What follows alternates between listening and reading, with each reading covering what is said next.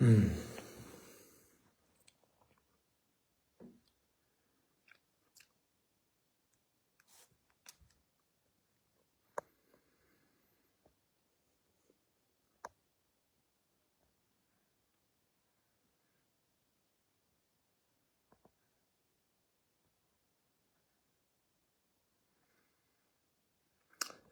الفل.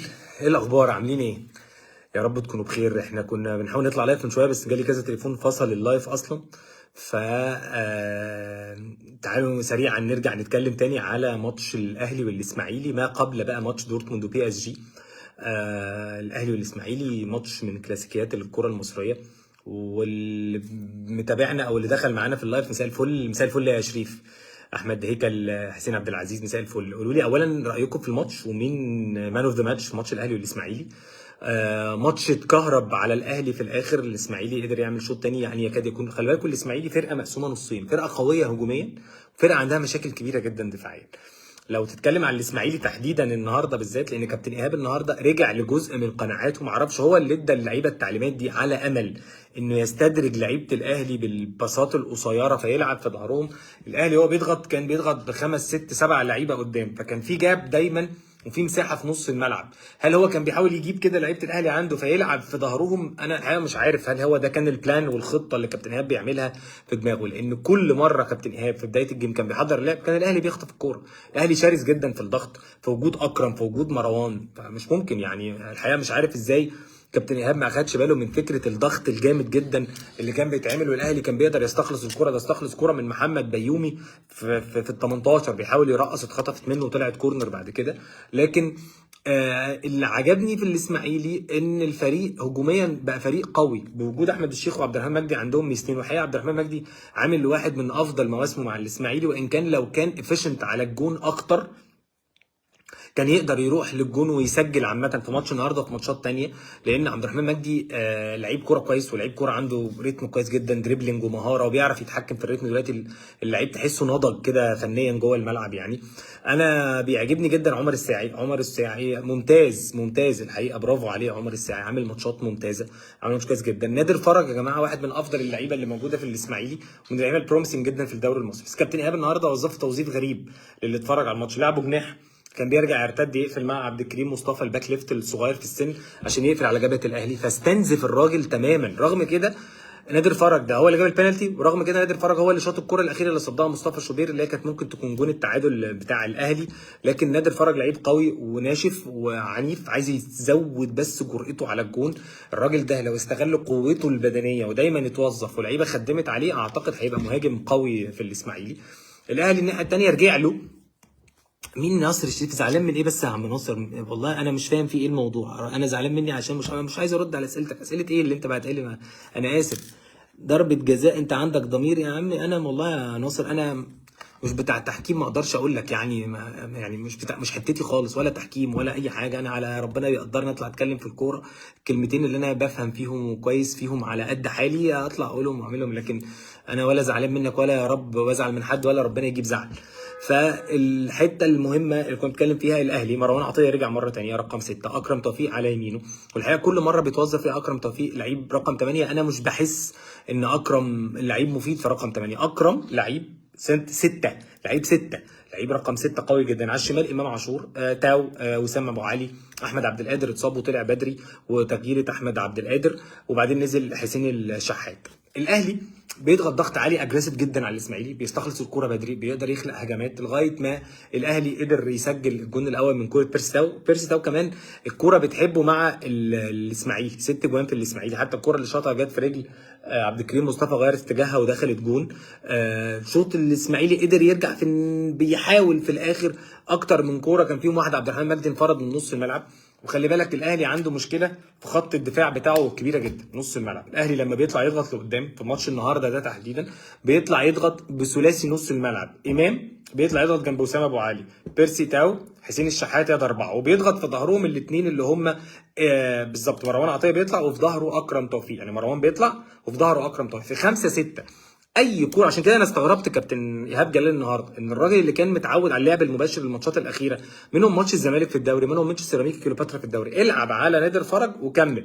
فالنهارده كان بيحاول يبني الهجمه، كل ما كان بيتزنق ويلعبوا كره طوليه، الكره الثانيه بترتد. الاسماعيلي النهارده راح بثلاث كور 4-3 الشوط الاول، 4-2، لان كان بيبقى في جاب ما بين نص ملعب الاهلي والديفنس، فياخدها لعيبه الاسماعيلي وتروح تتحول على الاهلي. حتى كره الشوط الاخيره بتاعت نادر، هو طالع واخد الكره من فوق ولافف الراجل ورايح. الكره اللي انفرد بيها عبد الرحمن مجدي في اخر الجيم هي طالعه من لعيبه الاهلي، اتضربت كلها. الكره طلع رامي ربيعه ردت، عبد الرحمن مجدي اخذ السكند بول وراح. حقيقه انا بشوف ان كابتن ايهاب محتاج يدرك، معرفش النهارده هو اللي غير طريقه اللعب ورجع لموضوع البيلد اب على امل استدراج الاهلي ولا مش على امل استدراج الاهلي.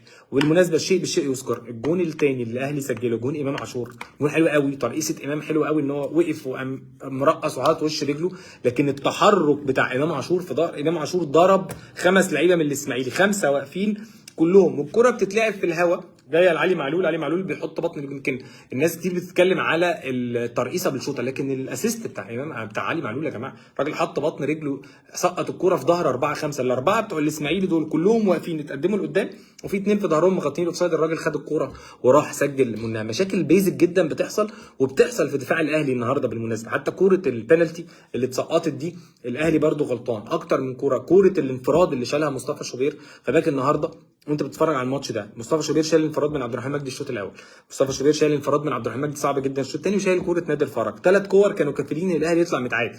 عشان كده مصطفى شوبير يستحق لقب رجل المباراه.